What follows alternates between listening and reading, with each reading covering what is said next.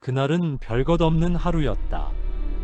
바쁜 방송 스케줄을 마치고 땀과 피로가 뒤섞인 채 하루를 정리할 무렵 오랜만에 후배와 드라이브를 나서기로 했다.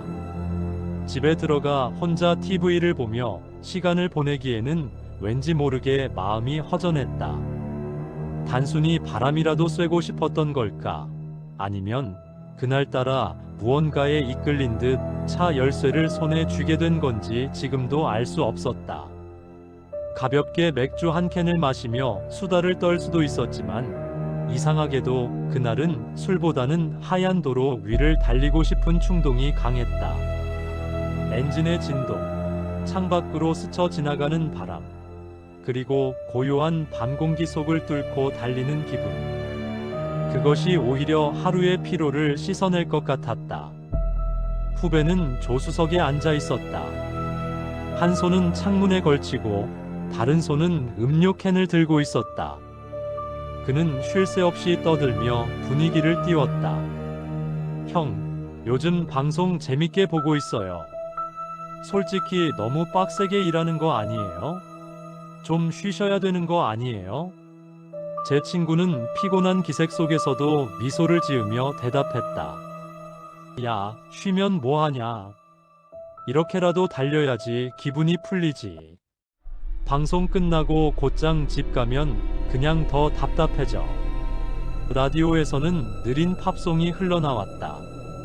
낮에는 활기차게 울려 퍼지던 히트곡들도 새벽 무렵이 되자 잔잔한 발라드와 재즈풍 음악으로 바뀌어 있었다. 도로 위를 감싸는 차창 너머 가로등 불빛은 일정한 간격을 두고 깜빡이며 지나갔다. 불빛 하나가 스쳐 지나갈 때마다 차 내부가 희미하게 밝혔다가 다시 어둠에 잠기기를 반복했다. 시간은 이미 자정을 훌쩍 넘어 있었다. 도시의 불빛에서 멀어질수록 주변은 고요해졌고 어두운 산길은 묘한 정적에 잠겨 있었다. 차창 너머로 보이는 산은 거대한 검은 덩어리 같았다. 그 덩어리가 도로를 양옆에서 죄어오는 듯한 착각마저 들었다. 후배가 주변을 두리번거리다 불안한 듯 말을 꺼냈다. 형, 근데 너무 늦은 거 아니에요? 이런 산길은 좀 으스스한데 그냥 돌아가는 게 낫지 않을까요? 잠시 운전대를 잡은 손끝이 떨렸다. 하지만 제 친구는 아무렇지 않다는 듯 속도를 조금 줄이며 고개를 끄덕였다. 그래, 이제 집에 가자. 오늘은 이쯤이면 됐다. 그 말과 동시에 라디오에서 흘러나오던 노래가 끝나고 갑작스럽게 정적이 차 안을 메웠다. 짧은 공백 속에서 타이어가 아스팔트를 스치는 소리와 창밖 풀벌레 우는 소리만이 또렷하게 들려왔다. 차가 굽이진 산길을 따라 천천히 내려가던 순간이었다. 헤드라이트가 굽은 길목을 훑으며 앞으로 나아가는 그 찰나 무언가가 불빛 속에 걸려들었다. 도로 옆 풀숲 가장자리. 그곳에 한 사람이 서 있었다. 하얀 원피스를 입은 여인. 밤바람에 원피스 자락이 살짝 흔들리고 있었지만 그녀는 꼼짝도 하지 않았다. 머리칼은 축 늘어져 얼굴의 절반을 가리고 있었고 드러난 피부는 달빛조차 거부한 듯 창백했다. 살아있는 사람이라면 눈에 띄어야 할 혈색조차 보이지 않았다. 제 친구는 순간적으로 브레이크에서 발을 떼지도 못한 채 시선을 빼앗겼다. 그녀는 마치 그들을 기다렸다는 듯 천천히 팔을 들어 올렸다. 손끝은 희미하게 떨리며 차를 향해 이리 오라는 듯 흔들렸다. 길 한복판, 깊은 산속 한가운데서 마치 이곳이 자기 집 앞마당이라도 되는 듯 당당한 태도로 후배가 조수석에서 숨을 삼켰다. 형, 저 사람 뭐예요? 밤에 이런 데서 뭐 하는 거예요? 목소리는 떨리고 있었지만 그조차도 한껏 높아져 있었다. 제 친구는 아무 말도 하지 못했다. 목구멍이 말라붙어 소리가 나오지 않았다. 단지 그 얼굴을 본 순간 몸 안에서 피가 싸늘하게 식어 내려갔다. 그녀의 얼굴, 사람이라고 믿을 수 없을 만큼 창백했다. 혈관조차 보이지 않는 피부는 흰 종이장 같았고 눈은 깊게 꺼져 있었다. 까맣게 가라앉은 동공은 초점조차 맞추지 못한 채 공허하게 허공을 바라보고 있었다. 그 시선은 마치 살아있는 것을 보는 게 아니라 이미 죽은 것을 바라보는 눈빛 같았다. 제 친구는 핏줄이 곤두서는 기분을 느끼며 본능적으로 핸들을 꺾었다. 그 여자를 무시한 채 차를 앞으로 몰았다. 브레이크를 밟을 생각조차 하지 않았다. 그 순간 조금이라도 멈춘다면 다시는 집에 돌아갈 수 없을 거라는 확신이 들었기 때문이다. 후배가 놀라 조수석 손잡이를 꽉 움켜쥐었다. 형, 왜 그냥 가요? 태워줘야 하는 거 아니에요? 그러나 제 친구는 대답하지 않았다. 아니, 대답할 수 없었다. 목소리를 내는 순간 무언가 끔찍한 것이 현실이 될 것 같았기 때문이다. 그는 오직 앞으로만 달렸다. 그 여자의 존재를 애써 외면한 채. 하지만 마음속 깊은 곳에서는 이미 알고 있었다. 그 여자는 단순히 길 잃은 사람이 아니라는 것을. 형, 그냥 두고 가도 되는 거예요? 위험한 거 아닐까? 후배가 불안한 듯 중얼거리며 고개를 돌리려는 순간 제 친구는 거의 소리 지르듯 외쳤다. 보지 마. 그냥 앞으로만 봐. 절대 뒤돌아보지 마. 목소리는 거칠고 날카로웠다. 본능에서 튀어나온 경고였다. 그러나 이미 늦었다. 후배의 시선은 무심코 사이드미러에 스쳤고 제 친구 자신도 알 수 없는 끌림에 거울을 흘끗 보고 말았다. 그 순간 공기가 얼어붙었다. 심장이 그대로 멎은 듯했다. 거울 속에는 그 여자가 있었다. 멀리 있어야 할 그녀가 여전히 그들의 뒤를 따라오고 있었다. 아니, 정확히 말하자면 뛰어오는 것처럼 보였다. 그러나 발은 단 한 번도 땅에 닿지 않았다. 그녀는 공중에 떠 있었다. 마치 투명한 줄에 매달린 인형처럼 자연스럽지도 부자연스럽지도 않은 움직임으로 미끄러지듯 쫓아왔다. 팔은 축 늘어져 있었고 머리칼은 새까만 파도처럼 바람에 흩날렸다. 그녀의 얼굴은 변함없이 창백했고 눈동자는 공허했다. 그러나 무표정한 그 얼굴이 더 소름 끼쳤다. 웃지도 울지도 않는 얼굴. 마치 이미 죽은 자가 살아있는 이들을 바라보는 듯 감정이 단 하나도 깃들어 있지 않았다. 제 친구는 식은땀이 목덜미를 타고 흘러내리는 것을 느꼈다. 입술이 떨려 말도 제대로 이어지지 않았다. 그러나 진정한 공포는 아직 남아 있었다. 그녀의 몸, 허리 아래가 보이지 않았다. 가슴 아래부터는 허공에 흩날리는 안개처럼 흐릿해졌다. 다리는 없었다. 허공을 미끄러지듯 따라오면서도 그 속도는 차와 똑같았다. 마치 거울 속 그림자가 절대 떨어져 나가지 못하듯 차를 쫓아오는 것이다. 후배는 그 모습을 본 순간 억눌러온 비명을 터뜨렸다.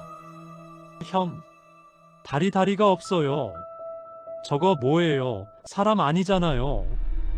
목소리는 금방이라도 찢어질 듯 높아졌다. 제 친구는 이를 악물며 거울을 손으로 탁 쳐서 꺾어버렸다. 그러나 이미 늦었다. 그녀의 이미지가 뇌리에 깊숙이 박혀버린 뒤였다. 그는 앞으로 시선을 고정하며 차를 더 세게 밟았다. 절대 뒤돌아보지 마. 아무리 무슨 소리가 나도 보지 마. 그 말 속에는 공포와 절규가 동시에 섞여 있었다. 그리고 그 순간 바람을 가르며 따라오는 희미한 웃음소리 같은 것이 들려왔다. 아주 작고 낮지만 확실히 귓가에 스쳤다. 히히히히히. 제 친구는 심장이 가슴을 찢고 튀어나올 듯 요동치는 것을 억지로 눌러가며 악셀을 깊숙이 밟았다. 발끝에 닿는 페달이 바닥까지 꺾였고 엔진은 괴성을 지르듯 울부짖었다. 뭐냐고 이게. 그의 목소리는 절망에 가까웠다. 속도계 바늘은 순식간에 치솟았다. 그러나 아무리 가속해도 결코 달아나고 있다는 확신은 들지 않았다. 차 안은 숨소리로 가득했다. 조수석의 후배는 두 손으로 입을 틀어막고 눈물과 콧물이 범벅된 채 떨리는 목소리로 의졸였다. 형, 제발 안 돼. 우리 죽는 거 아니에요? 제발. 말은 이어지지 못하고 흐느낌에 묻혀 끊겼다. 제 친구는 고개를 들이저으며 이를 악물었다. 사이드미러를 절대 보지 않으려 애썼다. 하지만 운전석 옆 시야의 가장자리에서 무언가가 끊임없이 어른거렸다. 그녀였다. 공포는 피하려 해도 더 선명해졌다. 거울을 직접 보지 않아도 느껴졌다. 그녀는 여전히 거기에 있었다. 멀어지지도 않았고 가까워지지도 않았다. 항상 똑같은 거리에서 달빛 아래서 똑같은 속도로 따라붙었다. 후배가 떨리는 손으로 거울을 덮으려 했지만 손끝이 스치자마자 차 안이 더 차갑게 식는 듯한 기분이 몰려왔다. 도망쳐도 달려도 그녀는 떨어지지 않았다. 그녀의 움직임은 기괴할 만큼 부드러웠다. 차가 속도를 높여도 급커브를 돌아도 마치 공기에 떠다니듯 똑같은 자세로 따라왔다. 머리칼은 바람에 휘날리지만 얼굴은 흔들림 하나 없이 정면을 응시하고 있었다. 더 끔찍한 것은 그녀의 표정이었다. 미소조차 없었다. 울지도 않았다. 오직 붙어있다는 사실만으로 존재를 드러내는 표정 없는 얼굴. 제 친구는 눈을 질끈 감았다. 그러나 순간 귀에 스며드는 낮은 소리를 들었다. 슥슥슥. 바퀴가 도로를 긁는 소리와 겹쳐 들려오는 무언가 끌리는 듯한 소리였다. 허공에 떠있던 그 몸뚱이가 보이지 않는 무언가를 끌고 달려오는 듯한 섬뜩한 기척. 후배가 비명을 지르듯 소리쳤다. 형, 뒤에서 계속 와요. 제 친구는 이를 악물며 절규했다. 앞만 봐. 절대 거울 보지 마. 하지만 그의 내면에서는 이미 알 수 있었다. 그녀는 단순히 따라오는 것이 아니었다. 차 안을 노리고 있었다. 도시의 불빛이 서서히 시야에 들어오자 제 친구는 본능적으로 한숨을 내쉴 뻔했다. 됐다, 이제 괜찮다, 사람 사는 데까지 왔으니까. 그는 스스로에게 주문처럼 중얼거렸다. 하지만 심장은 여전히 가슴을 찢고 나올 듯 요동쳤다. 그러나 사이드미러로 흘깃 들어온 광경은 그 모든 안도의 숨을 단칼에 끊어버렸다. 거기 있었다. 아직도 있었다. 가로등 불빛이 도로 위를 뚝뚝 끊어 비추는 그 길 위에서 그녀는 또렷하게 보였다. 빛을 받아야 드리워질 그림자가 없었다. 다리도 없고 그림자도 없이 그저 상반신만 부유한 채 미끄러지듯 차를 따라붙고 있었다. 미쳤네, 왜 아직도. 제 친구의 입술이 바싹 타 들어가며 떨렸다. 형, 없어졌죠? 그렇죠? 조수석에 앉은 후배가 희망 섞인 목소리로 물었다. 하지만 대답 대신 제 친구는 왼손을 번개처럼 뻗어 사이드미러를 손바닥으로 내리쳤다. 꺾인 거울은 삐걱거리며 아래를 향했고 이제는 더 이상 뒤를 비추지 않았다. 보지 마라 했잖아. 절대 보지 마. 그는 거칠게 소리쳤지만 목소리는 이미 갈라져 있었다. 차 안에는 두 사람의 숨소리만 가득 찼다. 덜컥거리는 핸들, 불규칙하게 튀는 심장, 그리고 뒤에서 따라붙는 그것이 내는 기묘한 정적이 모든 것을 조여왔다. 도시는 가까워졌다. 신호등, 가게 간판, 사람들의 불빛. 하지만 그 풍경은 전혀 안도감을 주지 못했다. 오히려 더 기괴하게 느껴졌다. 길가를 걷는 사람들, 횡단보도 앞에서 서 있는 행인들. 모두가 고개를 숙인 채 아무도 이쪽을 보지 않았다. 마치 도시는 살아있으면서도 죽은 공간처럼 그 순간엔 유령의 무대 같았다. 거의 다 왔다. 조금만 더 가면 돼. 제 친구는 혼잣말을 되내며 악셀을 밟았다. 핸들에 매달리듯 몸을 기울인 채 눈앞에 집으로 향하는 길을 응시했다. 그의 머릿속엔 단 하나뿐이었다. 집만 들어가면 안전하다. 거기까지 가야 한다. 그러나 그는 알지 못했다. 그 여자가 따라오는 속도는 도로와 무관하다는 것을. 그리고 집은 결코 안전한 장소가 아니라는 것을. 도시의 소음 속으로 들어오자 후배가 흐느끼며 중얼거렸다. 이제 됐겠죠, 제발. 제 친구는 대답하지 못했다. 목이 바짝 말라붙은 탓도 있었지만 혹여라도 말을 내뱉는 순간 무언가 다시 깨어날까 두려웠기 때문이다. 오직 엔진음과 떨리는 심장 소리만이 차 안을 가득 메웠다. 집 앞 주차장에 도착했을 때 그는 마지막 용기를 내어 심호흡을 했다. 이제 끝났다. 여긴 집이다. 사람들 사는 곳이다. 괜찮아, 괜찮을 거야. 핸들을 돌리며 차를 주차하려는 순간 본능적으로 사이드미러를 흘끗 본 것이 화근이었다. 그리고 숨이 멎었다. 거울 속 그 여자가 있었다.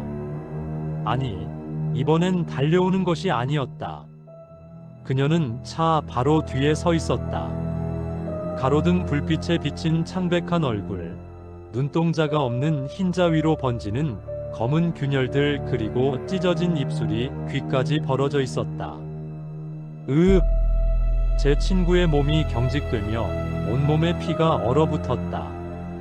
그때 그녀의 입이 천천히 벌어지더니 귀를 찢는 듯한 소리가 주차장 안에 울려 퍼졌다. 말소리도 비명도 아닌 마치 고장난 확성기에서 새어나오는 피어지는 잡음 같은 소리. 쨍쩍어끼. 후배는 그 자리에서 정신을 잃고 앞으로 고꾸라졌다. 제 친구 역시 두 손이 핸들을 쥔 채 굳어버렸다. 눈을 떼고 싶었지만 이미 거울에 붙잡힌 시선은 떨어지지 않았다. 그 순간 그녀의 웃는 입술이 움직였다. 말소리가 아니었다. 거울 속 유리 너머로 그녀의 얼굴이 점점 앞으로 밀려나오고 있었다. 차 안으로. 그리고 제 친구는 그 즉시 의식을 잃었다. 눈을 떴을 때는 아직 어둠이 완전히 가시지 않은 새벽이었다. 희미하게 푸른 빛이 번져오는 하늘 아래 차 유리창은 밤새 내린 이슬로 촉촉하게 젖어 있었다. 옆자리를 보았다. 후배는 머리를 한쪽으로 떨군 채 여전히 의식이 없는 듯 깊이 쓰러져 있었다. 입술은 잿빛으로 발해 있었고 손끝은 차갑게 굳어 있었다. 마치 오랜 시간 공포 속에 갇혀있던 몸이 아직도 풀리지 못한 것 같았다. 제 친구는 가슴이 철렁 내려앉았다. 살아있지? 그는 떨리는 손끝으로 후배의 코끝에 가까이 대어보았다. 아주 미약하지만 고르고 느린 숨결이 닿았다. 그제야 겨우 가슴이 조금은 내려앉았다. 차는 시동이 꺼진 채 그대로 주차장에 세워져 있었다. 헤드라이트는 이미 꺼져 있었고 차 안에는 정적만이 무겁게 내려앉아 있었다. 창문 너머로 들려오는 새벽의 바람 소리가 오히려 더 큰 울림처럼 귓가를 파고들었다. 제 친구는 멍하니 깊은 호흡을 내쉬었다. 그러나 숨을 내쉴 때마다 가슴 속에서 기묘한 공포가 다시 스멀스멀 기어올랐다. 도대체 어디까지가 현실이었을까? 그 순간 기억이 파편처럼 되살아났다. 도망치던 순간 거울 속의 웃음, 찢어진 입술, 그림자조차 없는 발자국, 그리고 마지막으로 본 사이드미러에 비친 바로 뒤에서 서 있던 그 여자. 그는 본능적으로 고개를 돌려 차의 사이드미러를 바라보려 했다. 그러나 눈길이 닿기 직전 가슴이 와락 움켜쥐어진 듯 숨이 막혔다. 안 돼, 다시 보면 안 돼. 손이 무의식적으로 올라가 사이드미러를 덮어버렸다. 마치 거울 너머에서 아직도 무언가가 자신을 보고 있을 것만 같았다. 그 이후의 이야기는 방송에서 단편처럼 짧게 흘러나왔다. 그러나 제 친구는 절대로 더 깊게 말하지 않았다. 묻는 이들에게 그는 늘 웃으며 얼버무렸지만 가까이에서 그를 본 사람들은 안다. 지금도 그는 차를 탈 때마다, 특히 사이드미러를 볼 때마다 심장이 덜컥 내려앉는다는 것을. 가끔은 고속도로를 달리다 미러에 비친 빈 어둠 속에서 누군가가 자신을 바라보고 있는 듯한 착각에 브레이크를 밟기도 한다는 것을. 그에게 그날의 새벽은 끝이 아니라 시작이었다. 그리고 어쩌면 지금도